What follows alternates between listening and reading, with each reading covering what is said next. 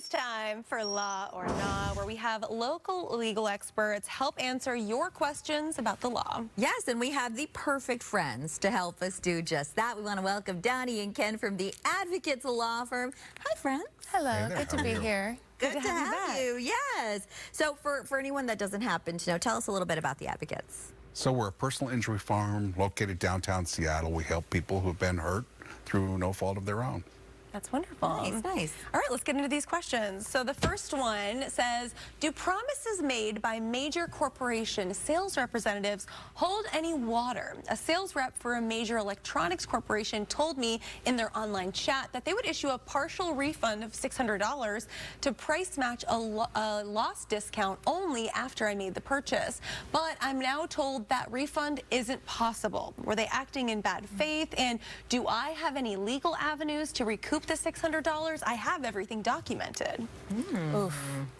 So I'm thinking about this representative who told the customer they would reimburse $600, and I'm thinking about big corporation, lots of sales reps, lots of people answering chats, and this individual might not have had the best training. Maybe they didn't understand the situation well enough to warrant them giving this customer a $600 discount, and they also don't have a lot of authority. You know, you call in, you wait 45 minutes, you talk to an agent, they send you to the next agent who still can't help you.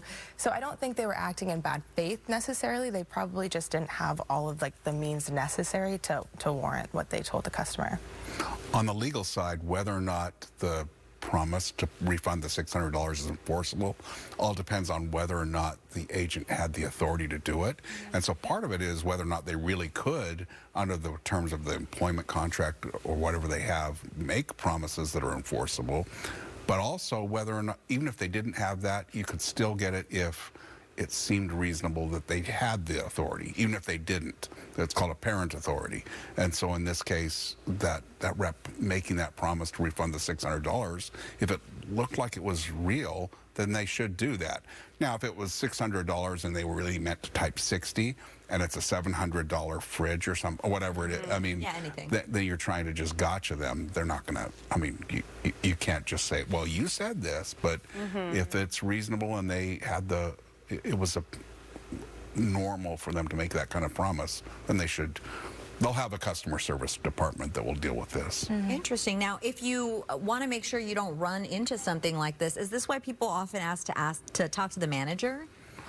Yeah, and this person was smart to document everything, to download that conversation, because that's going to be key if they really should get this reimbursement to use to send to the customer service department. Hey, this is what your rep told me. This is the situation. I believe I'm entitled to this per your price match policy. Here's everything I have, and they should deal with it. All right. Love that. Okay, so here's our next question, all right?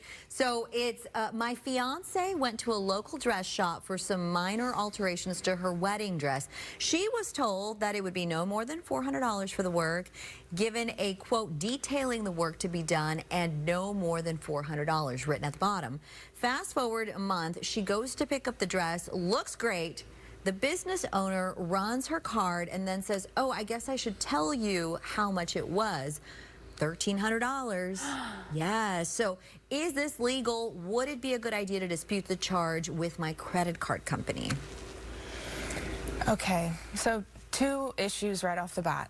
The first one is that this owner swiped her card prior to telling her what the increased amount was, which happened to be $900 more than was originally quoted. So this poor bride didn't even really have a chance to consider the increased price. And then the other issue I see here is that the bride didn't say anything afterwards and maybe just left with the dress. Maybe her wedding's in a week and she really doesn't have time to deal with some dispute with, this company that she went through. So those are the two issues I see first. Yeah, if you're going to dispute it, and you can dispute it, but if you're going to win the dispute, you have to show that it was an amount that you didn't agree to. So if she signed the credit card thing or pressed the button on the little device or whatever it was after he told her that it was $1,300, that's going to make the dispute a lot harder. There's also a time frame. So they probably had their wedding, maybe they did a honeymoon, and if it's been more than 60 days, it's going to be too late to do a dispute at this point. So it has to be done.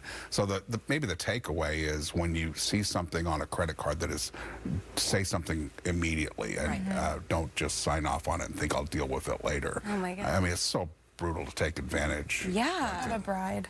Oh, such an expensive mistake, too. Yeah. Okay, one last question. A customer asked and paid for me to build them a $5,000 fence. They liked it the whole time I was building it. Afterwards, they wanted $3,800 back and threatened to take it to court. What can I do?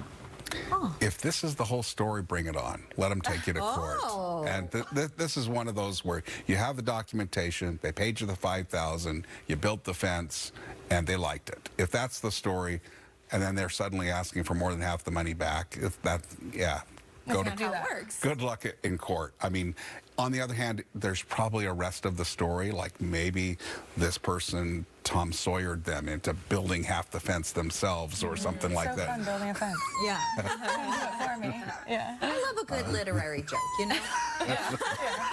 Or like, is the fence done? Did it, was the completion of the fence? Yeah. Yeah. So, or is it a quarter of the way done and therefore they're asking for the money back? Is that something flawed with the fence? Did the fence fall over the week after it was built and kill some beautiful flowers that these people loved? A lot of questions. Lots of questions. There is a rest of the story.